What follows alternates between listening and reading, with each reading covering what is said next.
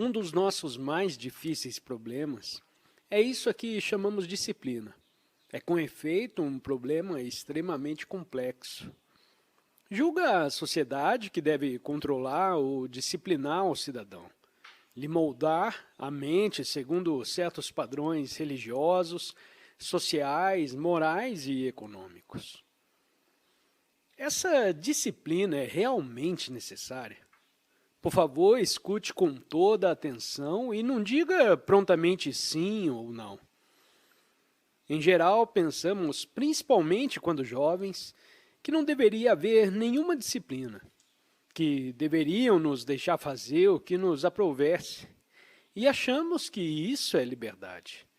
Mas o simples declarar que devemos ou não ter disciplina, que deveríamos ser livres e etc., tem muita pouca significação, se não compreende o inteiro problema da disciplina. O atleta ardoroso está a disciplinar-se constantemente, não é verdade? Sua alegria de atuar nos jogos e a própria necessidade de se conservar-se em boa forma o obriga a deitar-se cedo, a abster-se de fumar, a comer alimentos adequados e a observar as regras gerais da higiene. Sua disciplina não é uma imposição ou um conflito, porém um produto natural de seu gosto pelo atletismo.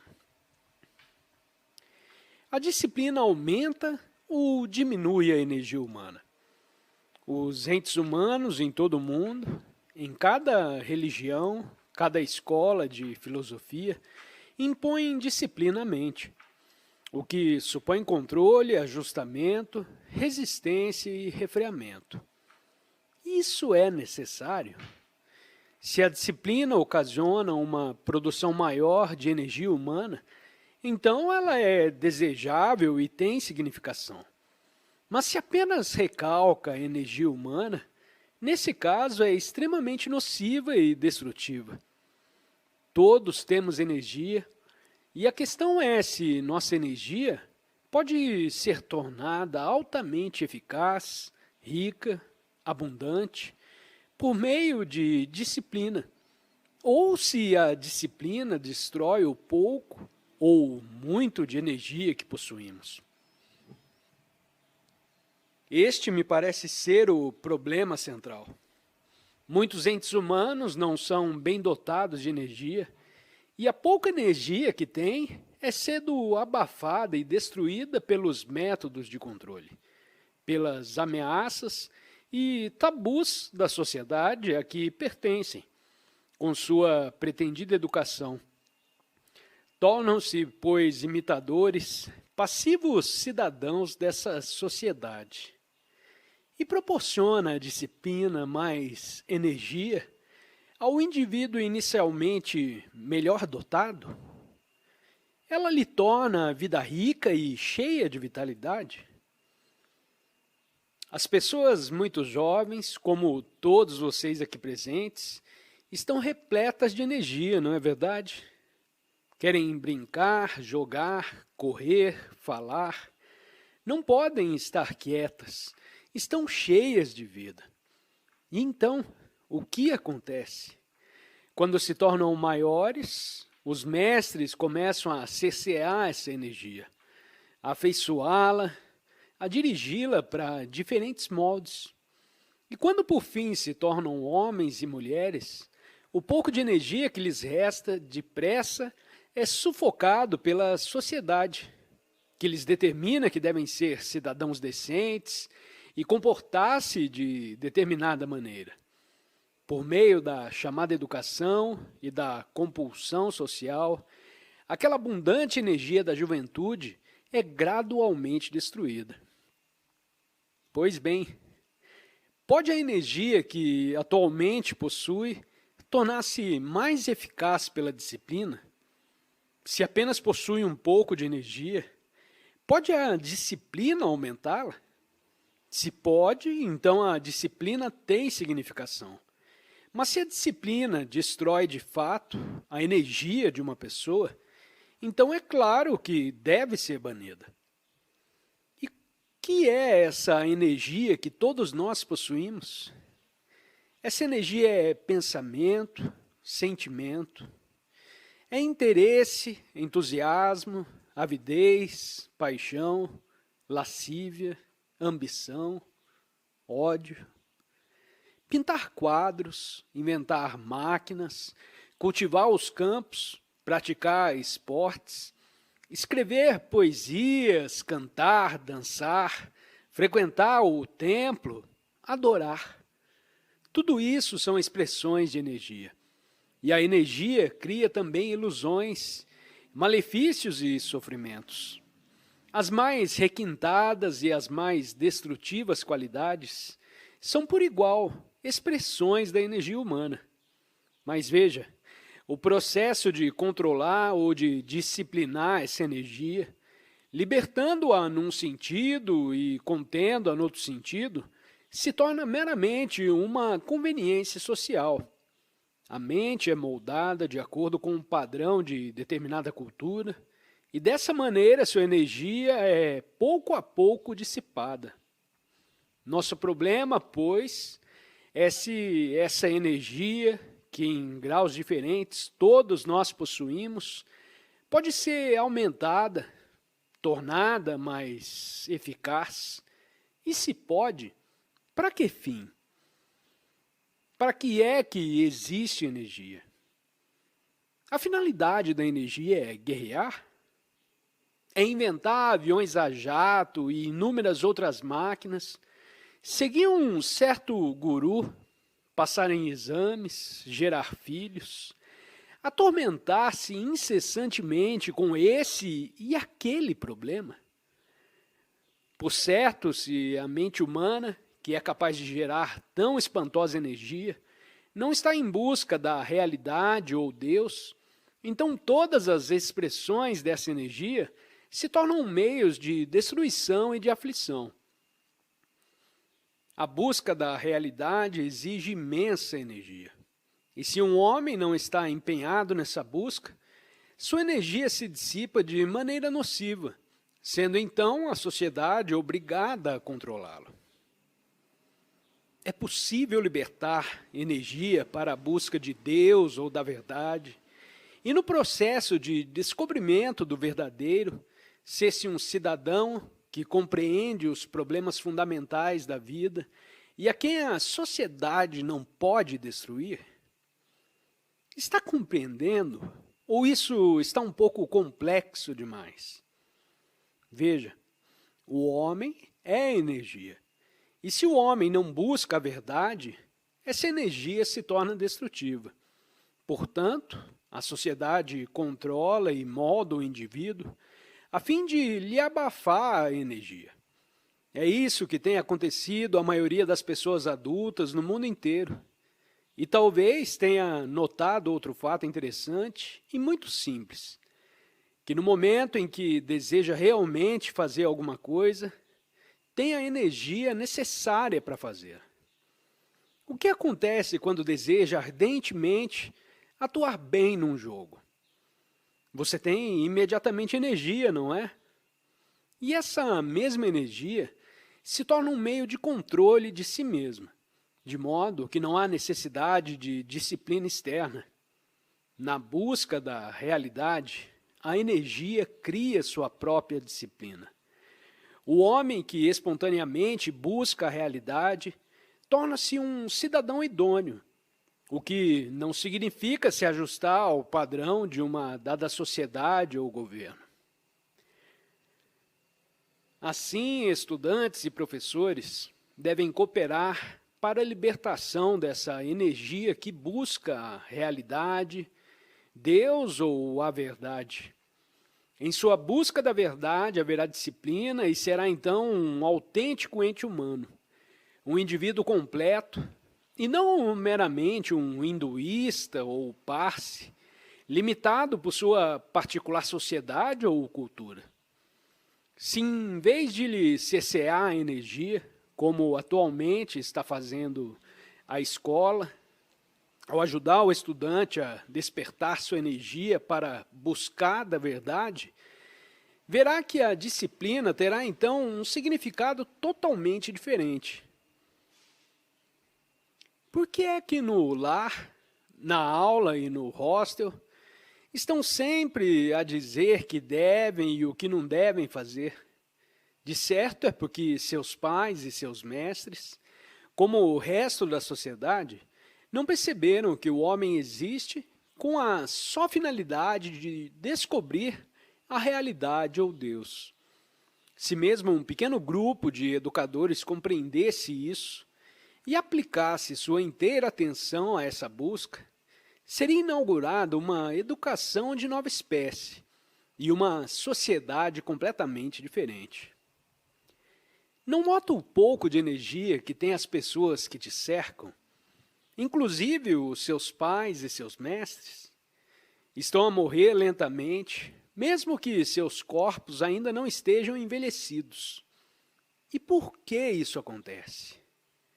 Porque foram disciplinados pela sociedade para a submissão. Se não compreendemos a fundamental finalidade dessa coisa que se chama a mente, a qual tem capacidade para criar submarinos atômicos e aviões a jato, que pode escrever a mais admirável poesia e prosa, que pode tornar o mundo tão belo e também destruir o mundo, se não compreender sua fundamental finalidade, que é achar Deus ou a verdade, sua energia se tornará destrutiva. E por isso a sociedade diz: temos de moldar e controlar a energia do indivíduo. Me parece, pois, que a função da educação é possibilitar uma libertação de energia para a busca do bom, do verdadeiro ou de Deus. Busca que, por sua vez, tornará o indivíduo um verdadeiro ente humano e, portanto, um cidadão idôneo. Mas a mera disciplina, sem perfeita compreensão de tudo isso, nada significa. É uma coisa totalmente destrutiva, a menos que cada um de nós seja educado de tal maneira que, ao deixar a escola e entrar no mundo, esteja repleto de vitalidade e de inteligência, transbordante energia para o descobrimento do verdadeiro, seremos simplesmente tragados pela sociedade. Seremos sufocados, destruídos, lamentavelmente infelizes para o resto da vida. Assim como o rio cria as margens que o contêm, assim também a energia que busca a verdade cria sua disciplina própria, sem imposição de espécie alguma.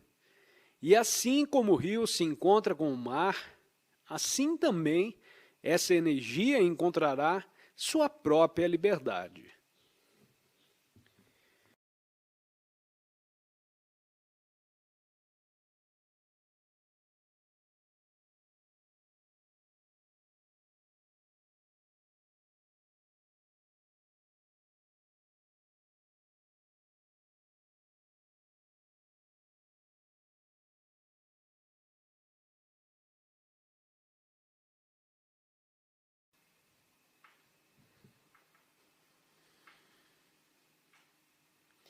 Por que os ingleses dominaram a Índia?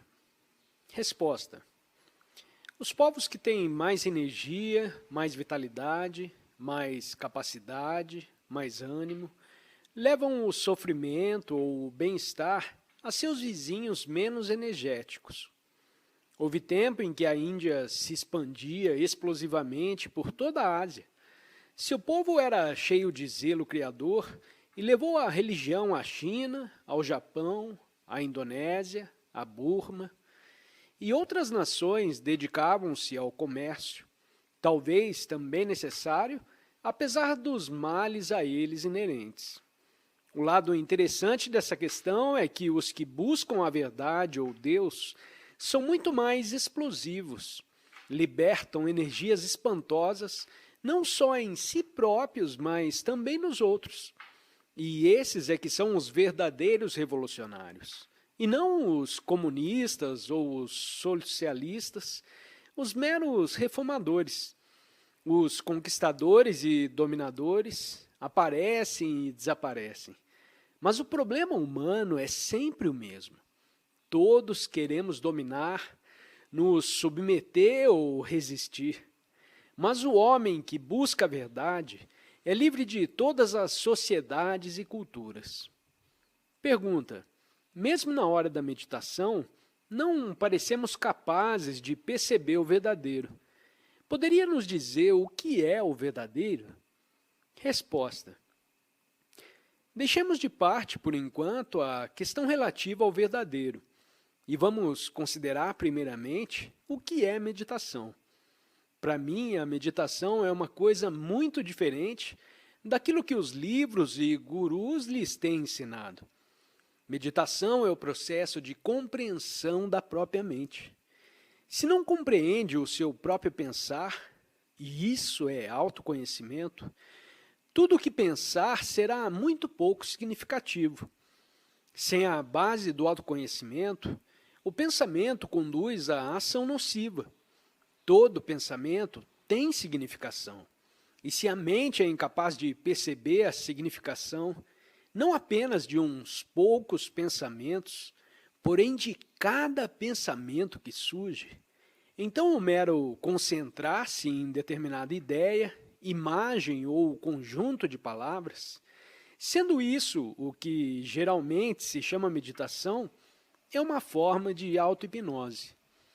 Assim, quer esteja quieto, quer falando ou brincando, está cônscio do significado de cada pensamento, de cada reação que, por acaso, você tem?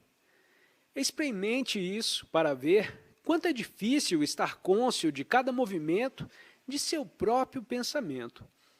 Porque os pensamentos nos empurram uns aos outros com extrema rapidez. Mas se desejar examinar cada pensamento, se verdadeiramente desejar perceber o seu conteúdo, verá que seus pensamentos se tornarão mais lentos e que os poderá observar. Esse processo de tornar mais lento o pensar, ou de examinar cada pensamento, é meditação. E se o experimentar, verá que, tornando-se cônscio de cada pensamento, sua mente, que é um imenso depósito de turbulentos pensamentos, todos a batalharem uns contra os outros, se torna muito quieta, perfeitamente tranquila. Não há então ânsia, nem compulsão e nem medo de espécie alguma. E nessa tranquilidade desponta aquilo que é verdadeiro. Não há então nenhum de vocês a experimentar a verdade, mas como a mente está tranquila, nela penetra a verdade. No momento em que há vocês, há experimentador. E o experimentador é mero produto do pensamento. Não tem outra base senão o pensamento. Pergunta: se cometemos um erro e alguém o aponta, por que razão tornamos a cometer esse mesmo erro? Resposta: o que pensa você? Por que despedaça as flores, ou arranca as plantas, ou danifica móveis, ou atira papéis ao chão? Embora de certo já lhe tenham dito uma dúzia de vezes que não deve fazer isso. Preste atenção e você verá o porquê. Quando faz tais coisas, você se acha num estado de desatenção, não é? Não está vigilante e sua mente está a dormir. E por isso você pratica atos verdadeiramente estúpidos. Enquanto não estiver plenamente vigilante e atento, nada adianta te dizer que não deve fazer tais coisas. Mas se o educador for capaz de te ajudar a estar sempre atento, vigilante, a observar com prazer as árvores, os pássaros, o rio, a extraordinária opulência da terra, então uma simples alusão bastará, porque será um ente sensível, atento a tudo o que se passa em torno de você e dentro de você. Infelizmente, sua sensibilidade é destruída. Porque do nascimento à morte estão a te dizer incansavelmente que faça isso e não faça aquilo. Pais, mestres, a sociedade, a religião, o sacerdote e também suas próprias ambições, sua própria avidez e inveja. Todos te dizem, faça isso e não faça aquilo.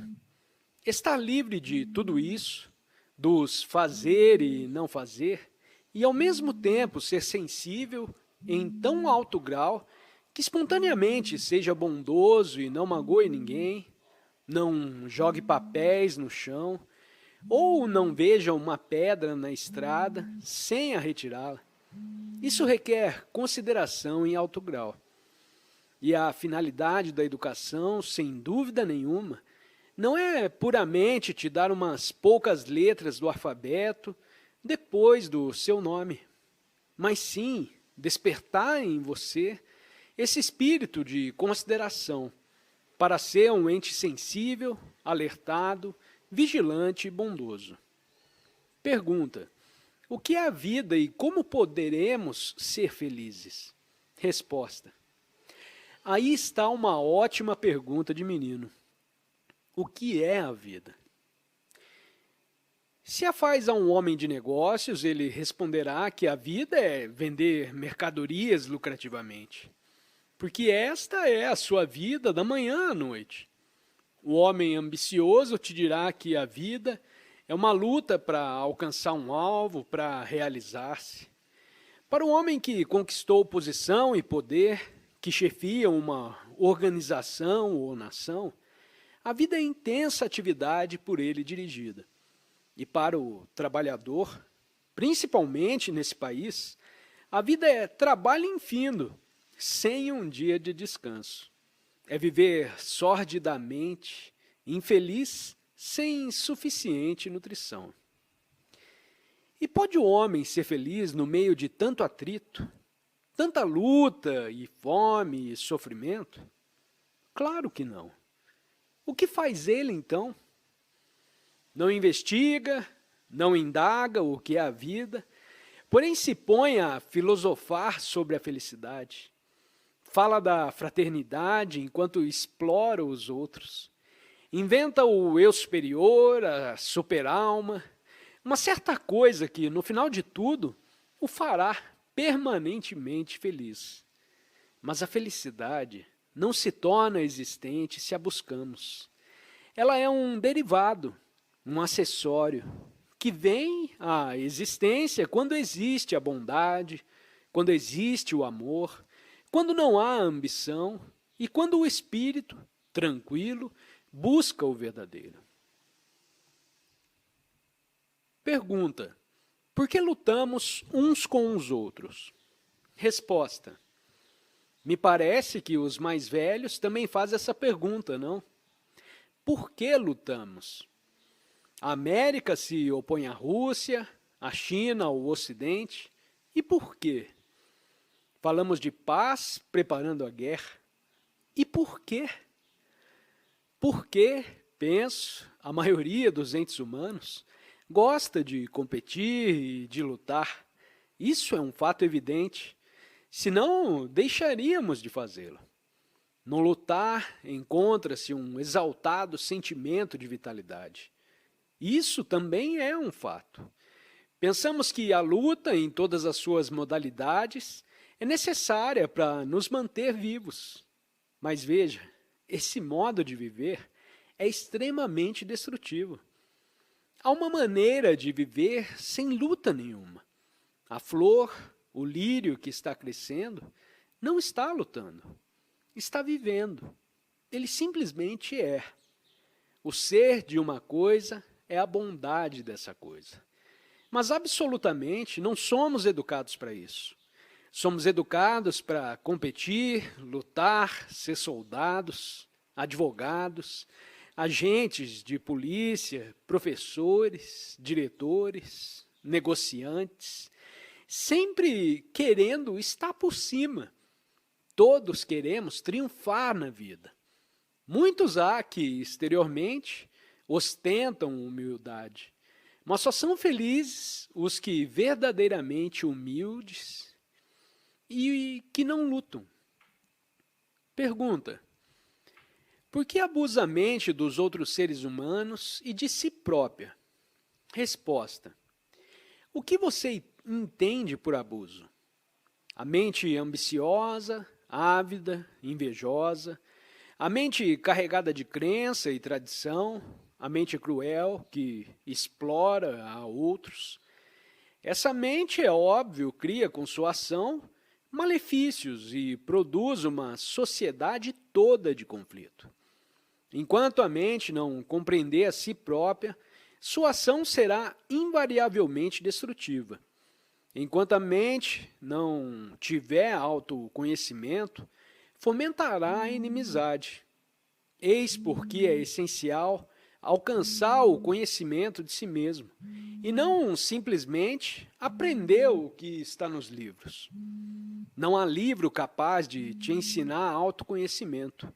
Um livro poderá te dar informações sobre o autoconhecimento, mas isso não é o mesmo que conhecer a você mesmo em ação. Quando a mente se vê no espelho das relações, desse percebimento resulta o autoconhecimento. E sem autoconhecimento, não teremos nenhuma possibilidade de acabar com a confusão, a terrível angústia que criamos no mundo. Pergunta: a mente que busca o êxito difere da mente que busca a verdade? Resposta: a mente é sempre a mesma, quer buscando o êxito, quer buscando a verdade. Mas quando estiver buscando o êxito, não descobrirá o que é verdadeiro. Compreender a verdade é ver o verdadeiro no falso e ver como o verdadeiro o que é verdadeiro.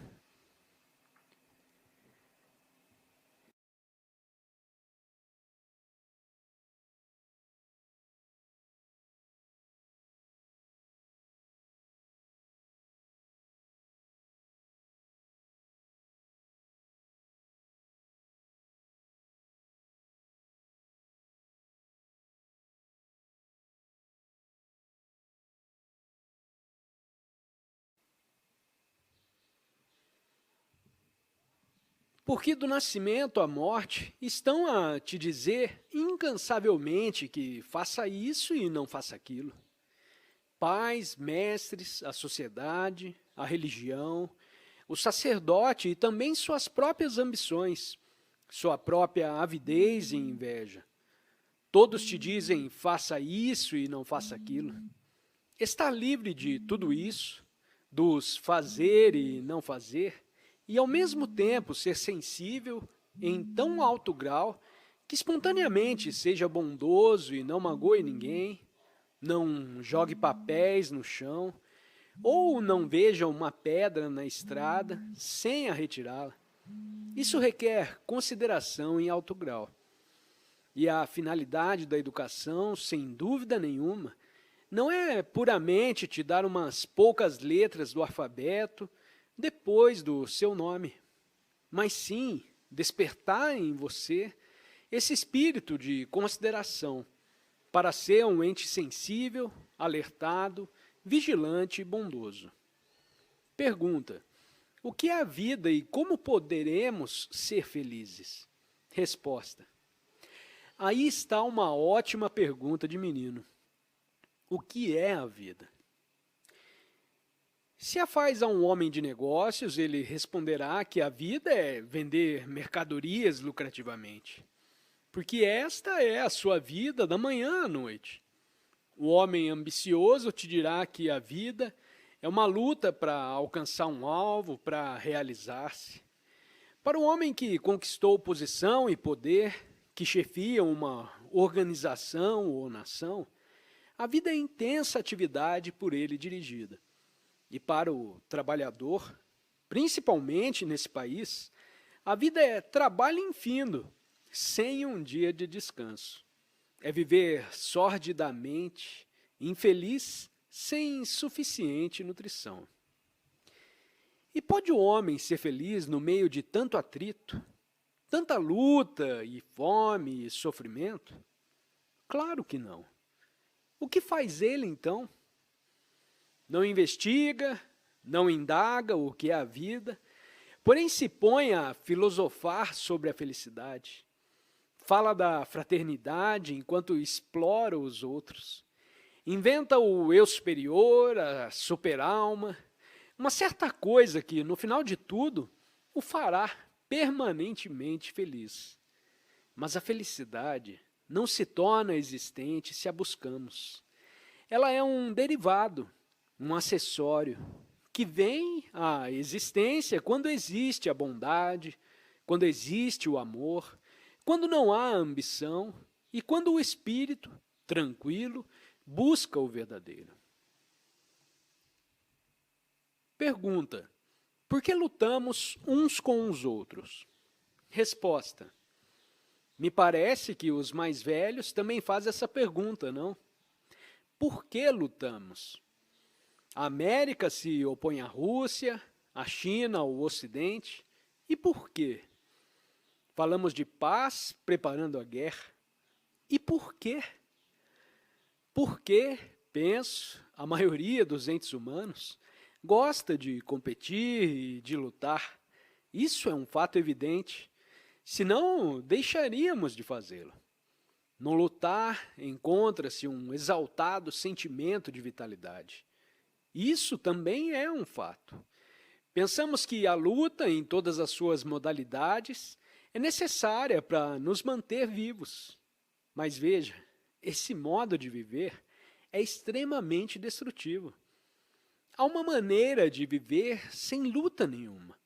A flor, o lírio que está crescendo, não está lutando, está vivendo. Ele simplesmente é. O ser de uma coisa é a bondade dessa coisa. Mas absolutamente não somos educados para isso. Somos educados para competir, lutar, ser soldados, advogados, agentes de polícia, professores, diretores, negociantes, sempre querendo estar por cima. Todos queremos triunfar na vida. Muitos há que, exteriormente, ostentam humildade, mas só são felizes os que verdadeiramente humildes e que não lutam. Pergunta: por que abusa a mente dos outros seres humanos e de si própria? Resposta: o que você entende por abuso? A mente ambiciosa, ávida, invejosa, a mente carregada de crença e tradição, a mente cruel que explora a outros. Essa mente, é óbvio, cria com sua ação malefícios e produz uma sociedade toda de conflito. Enquanto a mente não compreender a si própria, sua ação será invariavelmente destrutiva. Enquanto a mente não tiver autoconhecimento, fomentará a inimizade. Eis porque é essencial alcançar o conhecimento de si mesmo e não simplesmente aprender o que está nos livros. Não há livro capaz de te ensinar autoconhecimento. Um livro poderá te dar informações sobre o autoconhecimento, mas isso não é o mesmo que conhecer a você mesmo em ação.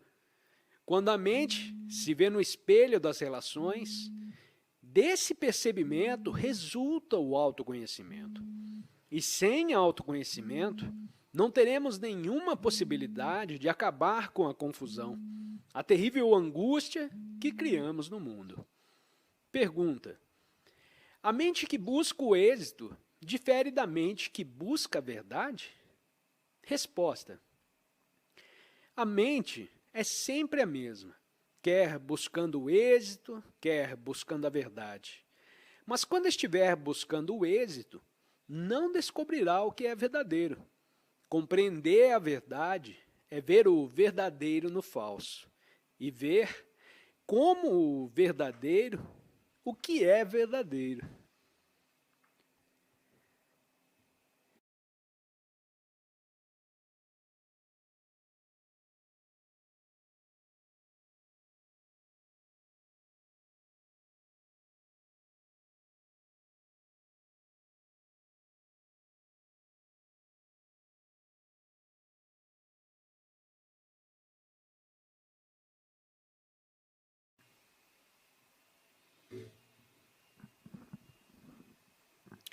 Você alguma vez já cogitou no porquê muitas pessoas, ao se tornarem mais velhas, parecem perder toda a alegria de viver?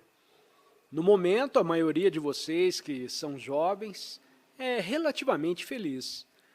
Vocês têm os seus pequenos problemas, suas preocupações sobre os exames, mas apesar dessas perturbações, há em sua vida uma certa alegria, não é? Há uma espontânea e natural aceitação da vida, uma visão das coisas despreocupada e feliz. Mas por que razão, ao nos tornarmos mais velhos, parecemos perder aquele ditoso pressentimento de algo transcendental, algo de mais significativo? Porque tantos de nós, ao alcançarmos a chamada maturidade, nos tornamos embotados, insensíveis à alegria, à beleza, ao céu sereno e às maravilhas da terra. Quando uma pessoa faz a si própria essa pergunta, muitas explicações lhe vêm ao espírito. Temos muito interesse em nós mesmos, e esta é uma delas. Lutamos para nos tornarmos alguém, para alcançarmos e conservarmos uma certa posição. Temos filhos e outras responsabilidades e temos de ganhar dinheiro. Todas essas coisas que se agitam em nosso interior não tardam a nos deprimir e perdemos assim a alegria de viver. Veja os rostos dos mais velhos no seu círculo de conhecidos. Tristes que são, em maioria, e gastos, adoentados, reservados. Não raro, neuróticos e sem um sorriso. Não pergunta a você mesmo por que são assim? E mesmo quando indagamos o porquê disso, a maioria de nós parece satisfazer-se com meras explicações. Ontem de tarde, vi um barco que subia o rio, de velas pandas, impelido pelo vento oeste. Era um barco grande e transportava uma carga pesada de lenha destinada à cidade. O sol se punha e a embarcação, desenhada contra o céu, mostrava uma beleza singular. O barqueiro só tinha de guiá-la. Nenhum esforço era necessário, pois o vento fazia todo o trabalho. Analogamente, se cada um de nós compreendesse o problema da luta e do conflito, penso que poderíamos viver sem esforço, felizes e de rosto sorridente. Para mim, é o esforço que nos destrói. Esse lutar em que dependemos quase todos os momentos de nossa vida. Se observar ao redor de você as pessoas mais velhas, poderá ver que, para quase todos, a vida é uma série de batalhas contra si próprio, com suas mulheres ou maridos, com seu próximo e com a sociedade. E essa luta incessante dissipa energia. O homem que vive alegre, verdadeiramente feliz, que está livre de todo esforço. Viver sem esforço não significa tornar-se estagnado, embotado e estúpido. Ao contrário, só os homens sensatos, altamente inteligentes, estão verdadeiramente livres do esforço e da luta. Mas, quando ouvimos falar em viver sem esforço, queremos viver assim. Desejamos alcançar um estado em que não haja luta nem conflito. Tornamos, pois, esse estado nosso alvo, nosso ideal e, por ele, lutamos. E desde esse momento, perdemos a alegria de viver. Estamos de novo empenhados em esforço e luta. O objeto da luta varia, mas toda luta é essencialmente a mesma. Um luta pela promoção de reformas sociais, ou para achar Deus, ou para criar melhores relações no lar ou com o próximo. Outro senta-se à margem do Ganges, ou se prostra devotadamente aos pés de um guru, etc. e etc. Tudo isso representa esforço e luta. O importante, portanto, não é o objeto da luta, porém sim compreender a própria luta. É possível a mente não apenas perceber ocasionalmente que não está a lutar, porém estar a todas as horas completamente livre de esforço, de modo que possa descobrir um estado de alegria em que não haja nenhuma ideia de superioridade e inferioridade? O caso é que a mente se sente inferior e por esta razão ela luta para vir a ser alguma coisa, ou conciliar seus vários desejos contraditórios. Mas não estamos a dar explicações sobre por que a mente tanto luta. Todo homem que pensa que sabe por que a luta, interior e exteriormente. Nossa inveja, avidez, ambição, nosso espírito de competição, que nos impele à mais impiedosa eficiência. São, obviamente, estes os fatores que nos fazem lutar, no mundo atual ou no mundo futuro. Portanto, não temos necessidade de estudar livros de psicologia para saber por que lutamos. E o que certamente tem importância é que descobramos se a mente pode ficar totalmente livre de luta. Afinal de contas, quando lutamos, o conflito é entre o que somos e o que deveríamos ou desejamos ser. Pois bem, sem se procurar em explicações, pode-se compreender todo esse processo de luta de modo que ele termine? Como aquele barco levado pelo vento, pode a mente existir sem luta? A questão é essa, sem dúvida. E não como alcançar um estágio em que não haja luta. O próprio esforço para alcançar tal estado é em si um processo de luta. E, portanto, aquele estado nunca pode ser alcançado. Mas se observar, momento por momento, como a mente se deixa colher nesse tovelinho de incessante luta, se observar simplesmente o fato, sem tentar alterá-lo, sem impor à mente um certo estado que chame de paz, verá que espontaneamente a mente deixará de lutar. E nesse estado ela é capaz de aprender infinitamente. Aprender já não é então um mero processo de acumular conhecimentos, porém de descobrimento de extraordinárias riquezas existentes além do alcance da mente. E para a mente que faz tal descobrimento, a grande alegria.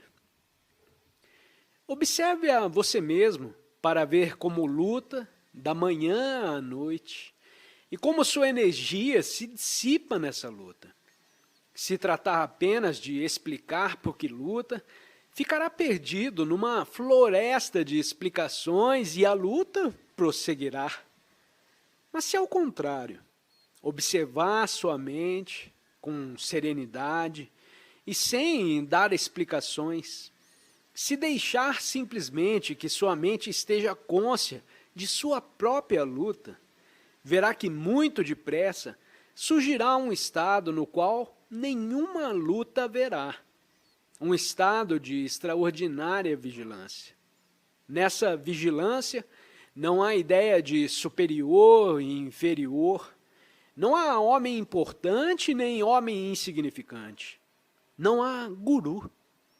Todos esses absurdos desapareceram porque a mente está inteiramente desperta, e a mente de todo desperta está cheia de alegria.